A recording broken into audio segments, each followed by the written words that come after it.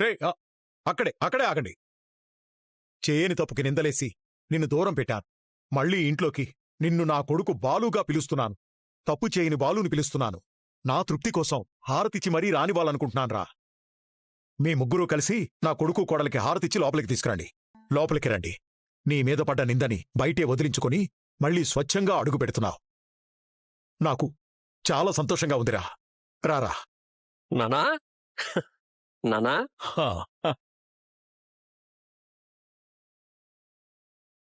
రే, ఎవరు నమ్మినా నమ్మకపోయినా నిన్ను నేను నమ్ముండాలరా. కాని నేను వీళ్లతో కలిసిపోయాను. నిన్ను కొట్టడానికి కూడా చెయ్యెత్తాను. నన్ను క్షమించరా. నానా, నువ్వు నన్ను ఎన్ని కొట్టినా భరిస్తానన్నా, కానీ క్షమించమని మాత్రం అడగద్దు.